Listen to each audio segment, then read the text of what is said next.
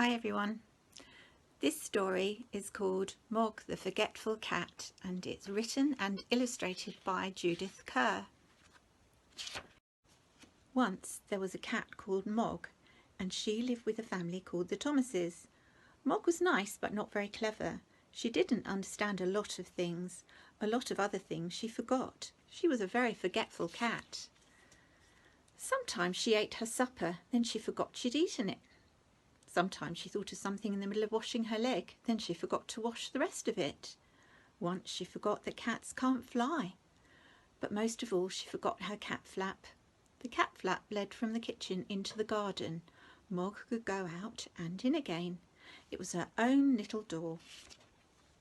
The garden always made Mog very excited. She smelled all the smells, she chased the birds, she climbed the trees. She ran round and round with a big fluffed up tail, and then she forgot the cat flap. She forgot that she had a cat flap. She wanted to go back into the house, but she couldn't remember how. In the end, she sat outside the kitchen window and meowed until someone let her in.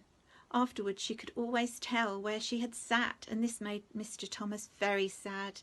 He said, "Bother that cat." But Debbie said, "Oh, she's nice."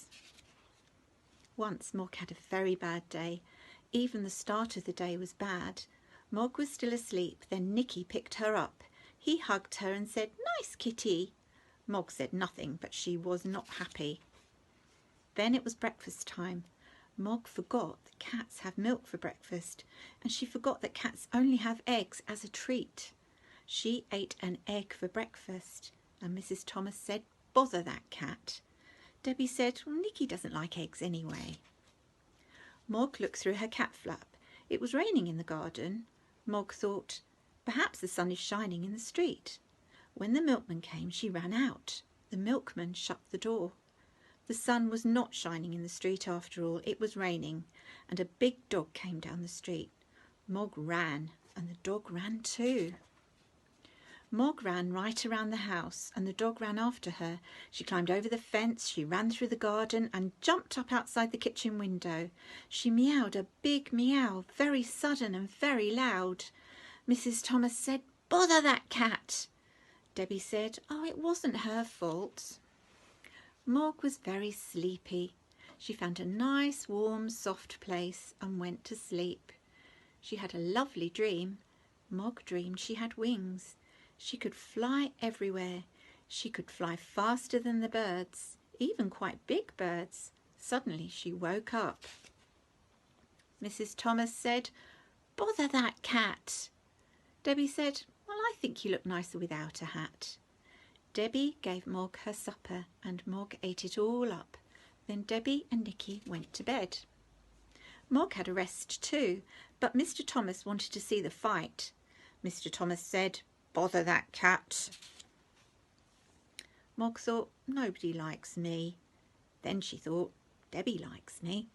Debbie's door was open. Debbie's bed was warm. Debbie's hair was soft like kitten fur. Mog forgot that Debbie was not a kitten. Debbie had a dream. It was a bad dream. It was a dream about a tiger. The tiger wanted to eat Debbie. It was licking her hair. Debbie shouted. Mog jumped, and Mr. and Mrs. Thomas said, "Bother, bother, bother that cat." Debbie said nothing. She was still crying because of the bad dream. Mog ran out of the room and right through the house and out of her cat flap. She was very sad. The garden was dark. The house was dark too. Mog sat in the dark thinking dark thoughts. She thought, nobody likes me. They've all gone to bed. There's no one to let me in and they haven't even given me my supper. Then she noticed something. The house was not quite dark. There was a little light moving about. She looked through the window and saw a man in the kitchen. Mog thought, perhaps that man will let me in. Perhaps he will give me my supper. She meowed her biggest meow. Very sudden and very, very loud. The man was surprised. He dropped his bag and it made a big noise and everyone in the house woke up. Mr. Thomas ran down to the kitchen and shouted, "A burglar!" The burglar said, "Bother that cat." Mrs. Thomas telephoned the police. Debbie let Mog in and Nicky hugged her. A policeman came and they told him what had happened. The policeman looked at Mog. He said, "What a remarkable cat. I've seen watchdogs, but never a watch cat. She will get a medal." Debbie said, "I think she'd rather have an egg." Mog had a medal. She also had an egg every day for her breakfast. Mr. and Mrs. Thomas told their friends all about her.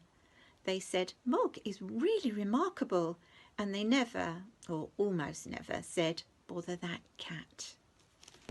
Hope you like the story. Love you lots. Bye.